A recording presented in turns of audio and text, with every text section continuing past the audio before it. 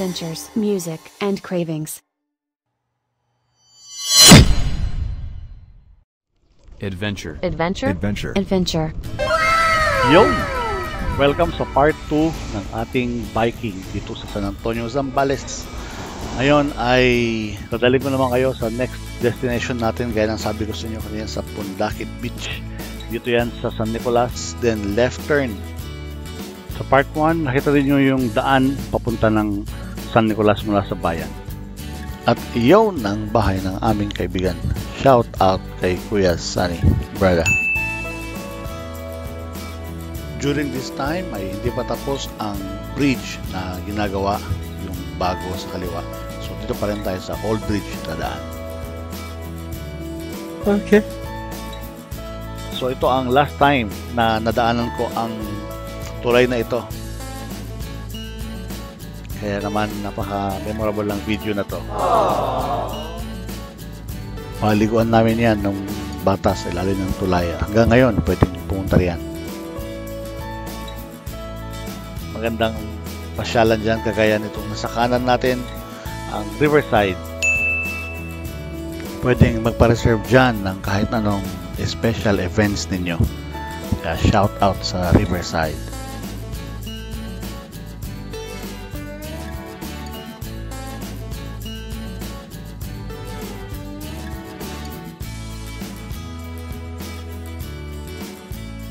Lapit sa Pundakit Beach ay ang kantong ito na papasok sa marami pang beach resort.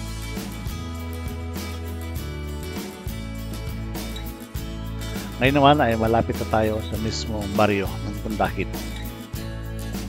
Sa mga resort owners dyan, paki-comment na lang ang pangalan ng resort nyo para madaling makita ng mga viewers natin dito. Dito kami nagpunta, pinili namin sa dating lugar ang paborito namin sa dulo dahil libre dito pumunta. Libre ang maligo. Siyempre pa, di namin palalagpasin ang pagkakataong ito. Maligo kami ni Regs. Ito ang view na napakaganda. Paboritong puntahan ng mga turista ang Anawangin Cove, Nagsasa Cove, Talisayan Cove at Silangin Cove o yung mga isla dyan. Sana all.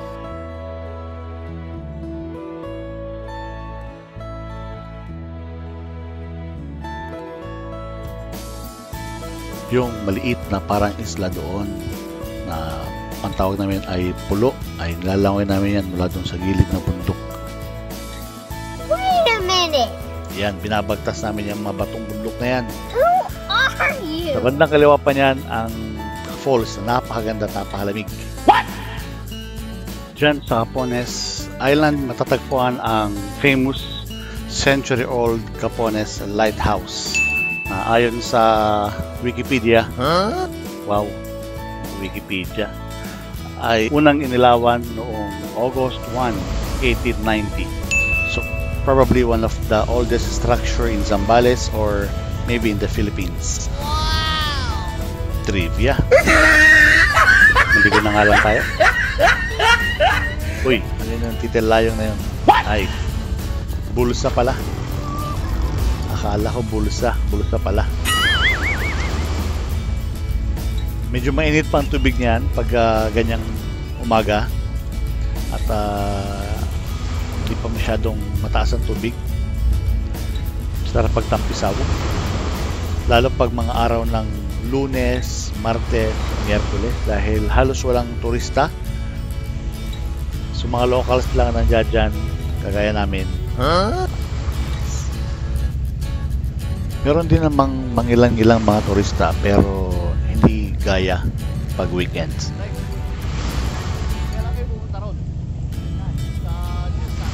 Ayon sa Google Maps ay 5.6 kilometers lang ito mula sa mismong town ng San Antonio. Wow! So pwedeng bike, pwedeng jogging, pwedeng lakarin. Lapit lang, hindi siya ganun kalayo. Unlike sa mga beaches sa Bulinaw, Pangasinan, Dasul, Burgos na nasa around 20 kilometers ang pasok mula sa highway. nakakamiss balik-balikan ang dagat na yan. Nung araw madalas naming binibisikleta lang ang lugar na ito. Nagkayaan kami magkakaibigan. Yan na, send off ng mga turista.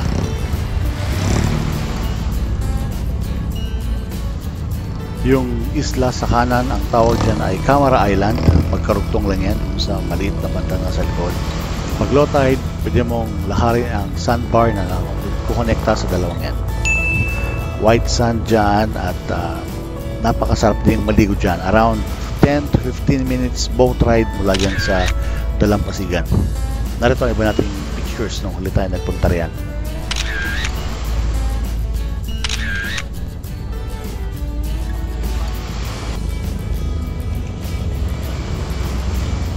Pakatahimik ng tubig ng time na yan. Siyempre may magkasabi sa inyo na baka nagpunta kayo noon ay malalim naman, malakas ang alon. Pero weather lang yan. Siyempre pag medyo masama ang panahon, hindi maganda ang alon, matataas. Minsan pupunta kami dyan ng madaling araw. Ibaon na kaming kape. At dyan lang kami. Swimming, exercise. Sana all. Kaya naman, magkakayayaan ng tropa, sunset, mas madalas yung sunset. Kasi napakaganda ng sunset ng Kundakit. Lalo pag natapat ang araw sa gitna ng dalawang islang yan. Picture perfect. Instagrammable. So syempre, hindi natin papahabain ang video na ito. Siguro inabot kami dyan ng mga kulang-kulang isang oras na nagtampisaw. Marami na rin kami napagkwentuhan, pero syempre kulang pa yan. Nakikita pa kami ulit mamayang hapon. Kasama pa rin kayo, syempre. Pagkatapos ng tampisaw, bike now, beer later.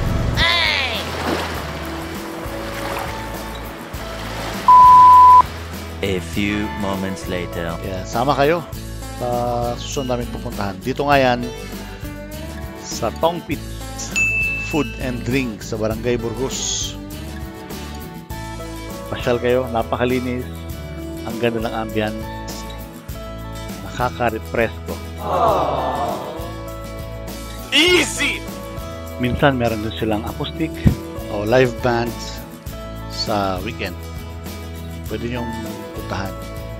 Salamat sa inyong pagsubaybay sa ating adventure dito sa biking namin sa San Antonio, Zambales. At sana samahan nyo pa kami sa susunod pa mga video. Sa mga hindi pa nakapanood ng part 1, pwede nyo i-check sa ating YouTube channel. Salamat. Goodbye. Channel AMC. Channel AMC. Channel AMC.